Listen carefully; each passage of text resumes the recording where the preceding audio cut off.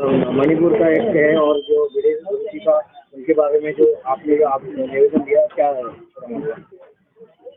जी, एक हफ्ता पहले तकरीबन 5 दिन पहले पार्टी ऑफिस में मीटिंग हुई थी और ये तय हुआ था कि मणिपुर में केंद्र सरकार बिल्कुल हिल नहीं रही है। इतना बड़ा अत्याचार महिलाओं पे हुआ है कि जिसकी मिसाल पूरे दुनिया में आज तक कभी नहीं हुई, और उसके ऊपर केंद्र सरकार पर और महामहिम राष्ट्रपति मैडम द्रौपदी मुर्मू मैडम को निवेदन देने के लिए हम लोग आज का मार्च निकाले थे। लेकिन उस बीच जो है मुहर्रम के एक दिन पहले पार्टी की तरफ से निर्देश आया कि संभाजी भिड़े, जिन्होंने हमारे राष्ट्रपिता गांधी जी के बारे में अपशब्द इस्तेमाल किया, गलत बातें कही, उनकी इज्जत के ऊपर धब्बा लगाने की कोशिश किया, ये कोई भी देशवासी जो है बर्दाश्त नहीं करेगा। और महाराष्ट्र की सरकार उसके ऊपर कोई कार्रवाई नहीं कर रही, सिर्फ बयान दे रही है कि हम जो है सख्त से सख्त कार्रवाई करेंगे, लेकिन कई इश्यू को वो साथ में जोड़ के करते हैं। जिस तरह प्रधानमंत्री ने कहा, उनको जब मणिपुर के बारे में बोलने के लिए कहा तो उन्होंने राजस्थान की बात करते हैं, हिमाचल प्रदेश की बात करते हैं, मध्य प्रदेश की बात करते हैं और फिर मणिपुर का नाम लेते हैं। इसका मतलब कि उनके मन में कार्रवाई नहीं करना है। हमारी मांग यही है कि एक तो संभाजी भिड़े को तुरंत गिरफ्तार करना चाहिए। राष्ट्रपिता जो है उसको हम महात्मा कहते हैं, राष्ट्रपिता कहते हैं, और उनका इस तरह से पब्लिक डोमेन से अपमान करना ये इंतहाई निंदनीय, हम निषेध करते हैं और उनके अरेस्ट की मांग करते हैं। साथ ही आज का जिस मकसद के लिए हमारा ये जो मोर्चा था, हम लोगों ने मणिपुर के ताल्लुक से पिछले 70-72 दिन से मणिपुर में एक कम्युनिटी को जलाया जा रहा है, उनके घरों को जलाया जा रहा है, उनको मारा जा रहा है। और बाद में 2 महीना पुराना एक वीडियो जो वायरल हुआ और जो अवाम ने, देश के और बाहर देश के लोगों ने देखा, वो इंतहाई शर्मनाक है। हर हिंदुस्तानी का शर्म जो है, हर दुनिया में हर किसी का सर जो है शर्म से झुक जाने वाला इंसिडेंट था। हमारी मांग है, और मांग से पहले ही इनको जो है मणिपुर सरकार को बर्खास्त कर दिया जाना चाहिए। उनको जो है, हमारा यही है, मोदी जी के को निवेदन है कि आपको राजधर्म निभाना चाहिए, ये हमारा कहना है उनसे।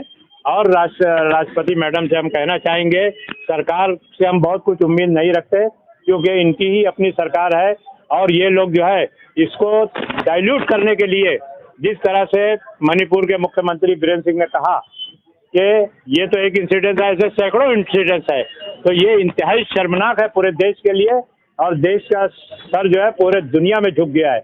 हम चाहते हैं कि उस सरकार को बर्खास्त, महामहिम आगे बढ़ के जो है उस सरकार को बर्खास्त करे। और प्रधानमंत्री का स्टेटमेंट जो आया है, वो जब सुप्रीम कोर्ट के चीफ जस्टिस जो है चंद्रचूड़ ने कहा कि अगर आप एक्शन नहीं लेते हम लेते हैं, तब जाके एक स्टेटमेंट दिया, एक्शन कुछ नहीं लिया। हम चाहेंगे कि ये एक्शन लेंगे। क्या कहेंगे जो मणिपुर के मामले?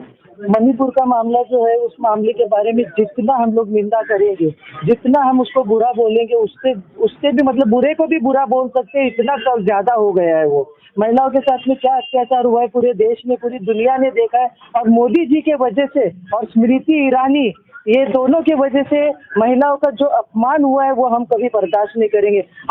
मैं ये पूछना चाहती हूँ मोदी जी को, उनके पास तो बीवी नहीं है, उनकी तो माँ भी खत्म हो गई है, उनको कोई महिला से मोहब्बत है या नहीं? उनको कुछ बहन बेटियों की इज्जत की परवाह है या नहीं? और स्मृति ईरानी जो उस वक्त कांग्रेस की हुकूमत थी तो इतना चिल्लाती थी, मैं उस स्मृति ईरानी से सवाल करना चाहती हूँ, मैं उससे सवाल कर रही हूँ कि आप क्यों खामोश बैठे हो? क्या आप महिला नहीं हो? आपकी बेटी के बारे में जब गोवा में आवाज उठाई थी तो आपको इतनी मिर्ची लग गई थी।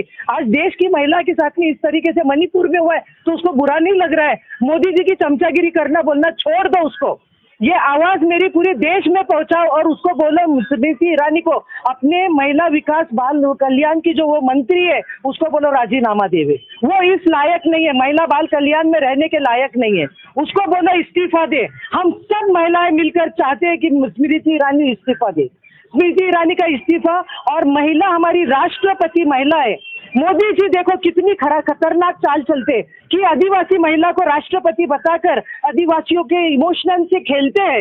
एक तरफ महिला को ट्राइबल एरिया की लेडी को लाकर वो राष्ट्रपति बना देते, और दूसरी इधर मणिपुर में महिलाओं का अपमान करते, नेकेड करके महिलाओं को चलाया गया है रोड पे, उनकी परेड की गई है और 1520 आदमी उसके पीछे चल रहे थे। मैं उस मर्दों को बोलती हूँ, क्या वो मर्द औरत से पैदा नहीं हुए? उन औरतों ने बेटी, उन मर्दों ने बेटी नहीं पैदा की है? क्या उनकी माँ नहीं है? उनको अपनी माँ को रोड पे चलाना चाहिए, जो हमारी मासूम महिलाओं को चलाए। वो जो कारगिल का फौजी था, कारगिल के फौजी ने बेचारे ने रोकर स्टेटमेंट दिया है कि मैं देश को तो बचा सका, मैं अपनी बीवी को नहीं बचा सका। ये कितनी रोने वाली बात है। मुझे दुख हो रहा है इस चीज के लिए। मैं भी एक महिला हूँ, ये भी एक महिला है। कल हमारे साथ ऐसा होगा। पहले तो हमारे हिजाब उतारने की बातें हुई, अभी हमारे कपड़े उतारने की बातें हो गई है। ये देश में आग फैलाने का, ये 2024 का इनका टारगेट है। ये कुछ भी कर सकते।